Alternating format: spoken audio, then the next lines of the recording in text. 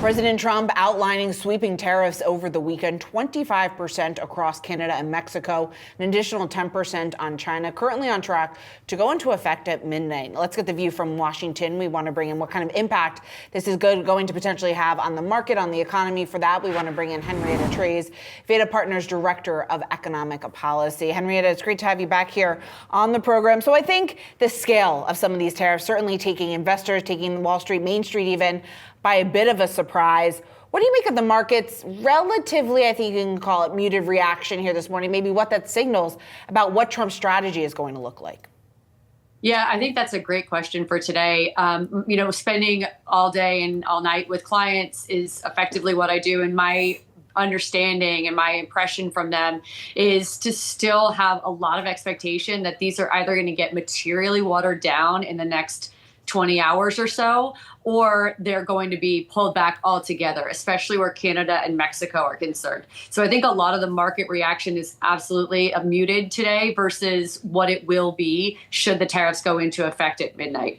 There's a lot of expectation that this is not serious right now. Is part of that expectation due to the fact that the market is anticipating carve-outs for things like energy, for example? Yeah, I think these are much more wide-ranging than analysts expected. Certainly myself, I anticipated with only 20% odds that we would see universal tariffs. And that's what we have right now with both Canada and Mexico. We have a slightly lower 10% rate on energy, which is, moderately helpful, but that is millions of barrels a day of oil coming in from Canada. So that needs to be taken all the way off the board. And I think a lot of expectation is that huge sectors like the auto industry, which has such integrated supply chains between the United States and Mexico, just to name one, those products cross the border 8 or 9 times before they're even put into the final vehicle. So how many times is that piece tariffed?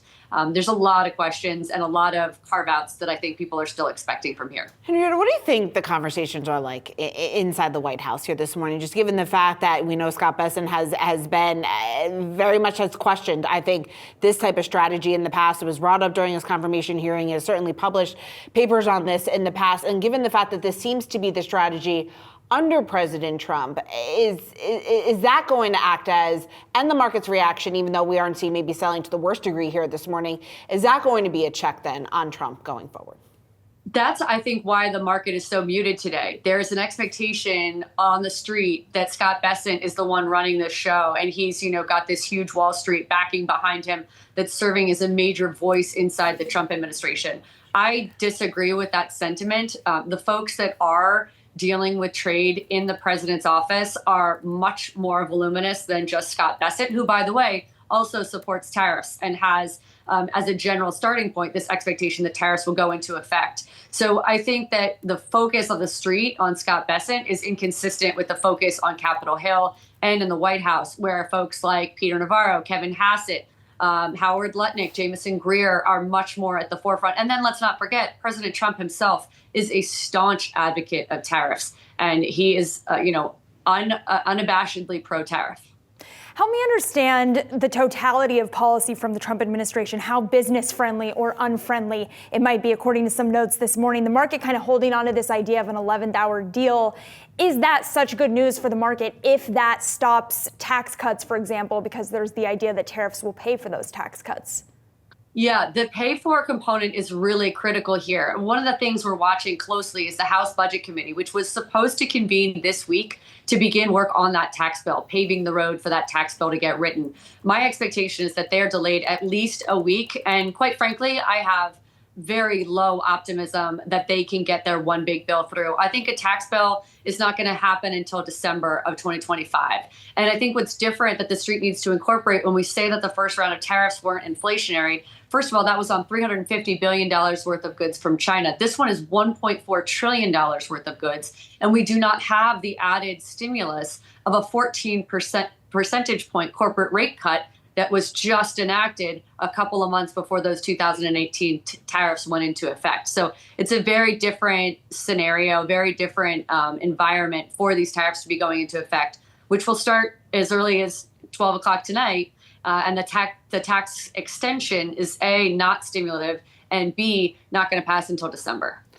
How much money if these tariffs, let's just play it that way, if these tariffs do go into effect at midnight, How much revenue will be raised from this?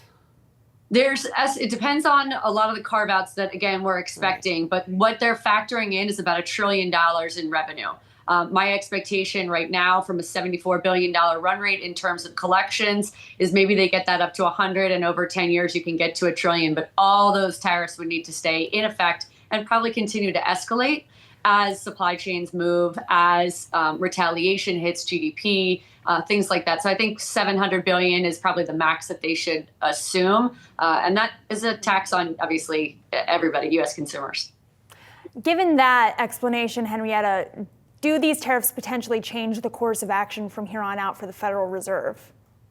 That's the big question. If the tariffs are inflationary, are we going to be able to see Fed cuts? Are there going to have to be Fed hikes? If we're also simultaneously planning to lay off huge portions of the federal government via DOGE and, furloughing federal employees, that's going to raise unemployment. Those puts and takes are really critical. I am highly skeptical that the Fed's going to be able to cut rates this year if we have inflationary tariffs. I want to talk about congressional pushback before I let you go. On X, we saw Senator Chuck Grassley asking for an exception for farmers, and we're going to throw up that post that he made this morning here on our screen. He's pleading with President Trump to exempt a fertilizer from the tariff because of the impact it could have on farmers that are his constituents. How successful do you think members of Congress can be at getting these exemptions? I think those exemptions should be forthcoming. And the question really then becomes, does Canada see that pain and decide to keep the pain alive? Really, it's the retaliation that we have to be worried about. The short version is the senators do not have the power to strip the president of his authority to impose these tariffs. They do technically have the power. They don't have the votes, is the way I should say it. So they simultaneously don't have the votes to support the tariffs and calculate that revenue in their tax bill, but they also don't have enough votes to go against the president and strip this power away from him the way that they could otherwise do if they wanted to. They could. So the expectation that I have is that you're not going to see necessarily a potash carve out. I think we're, at this point, lucky to see energy carved out and those 10% tariff rates brought down to 0, which would be huge for states like Maine.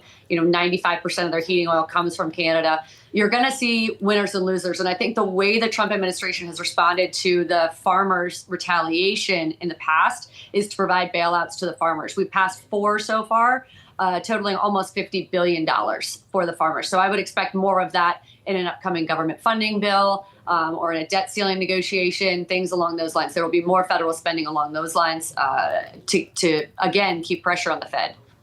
All right, Henrietta, we've got to leave it there. Thank you so much for joining us. Appreciate it. Thanks for having me.